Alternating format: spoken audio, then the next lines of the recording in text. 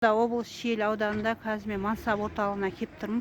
Мынау приказ жөнінде, мынау Алмашева Ш, Жаңабаев Г деген кісілер мынау приказымызды қашан аламыз? Біз шаршадық қой, адам тозаққа да үйренеді деп жаңағы айлық жүріп атқан жоқ. Мысалы біз енді кредит төлеп отырмыз, бала шаға асырап отырмыз. Жаңа келіп сұрасам, ертең арғы күні болып қалар деп жаңағы Сандуғаш деген басшысы жауап беріп отыр. Сосын тағы бір мәселе жөнінде айтқым келіп отыр. Мынау 2000 медиктер бітіріп, қазір қаншама медиктер бітіріп, жұмыссыз жүр, жұмыс таппай. Алайда мынау жаңа 45-ші мектепке жаңағы қымбат деген медсестраны жұмысқа алып отыр. Ол үш мектепте жүрген медсестра негізі. Білмеймін, енді тұрақты бір жерде істеу керек. Ол үш жерде қалай жаңағы жұмыс істеп жүр. Сосын Мәрияға айтатын, қалай оны зерттеп алмағансыздар? Ана бастығы поликлиниканың командировкада деп отыр. Менде қазір жаңа несі жазып жіберіпті, администраторы.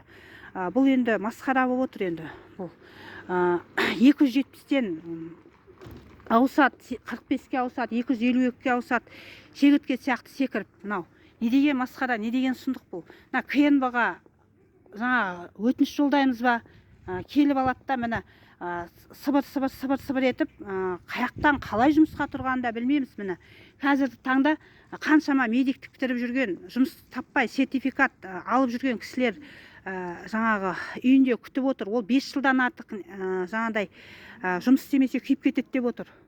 Осы мәселені мынау заң аясында ескеріп қадағаласа деймін. Өйткені сырттан келіп жаңағы мені жұмысқа ал деп жаңағы бұл мансапқа да келмейді. Электронный деген қазір жақсы болды.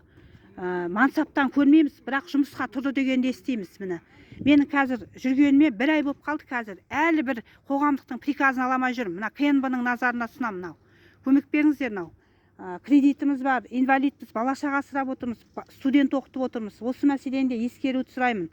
Мына сырттан жұмысқа тұру деген, бұл енді электронный тұру дегенде бір махинацияның бір түрі ма деп есептеп отырмын енді. Өйткені себебі қалай біз кімнің жұмысқа тұрып, кімнің жұмыстан кетіп жатқанын білмей қалып та жатырмыз. Бұрын мынау биржаға келіп тіркеліп, жаңағы законны жаңағы осындай деп біз көретін едік.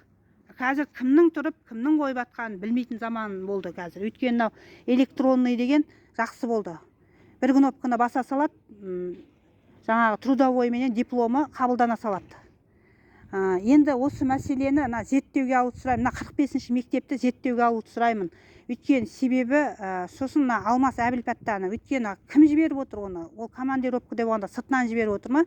Бір ретте де естеріңізде болса, бір дәрігері жөнінде айқай шықты. Одан кейін дипломы жоқ, баланың жаңағы врачы болып, дипломы жоқ. Сүндет деген кісі мынау дипломы жоқ болып шығып, ол кезде де интернет арқылы хайбай болды блогерлерді шақыртып. Ол кезде енді Мәулен Ауланбергенов деген кетті ғой ол кезде. Осы мәселені де ескеріп, мынау 45-ші мектепке және жалпы 41 мектепке тексеру жүргізуді сұраймын КНБ тарапынан.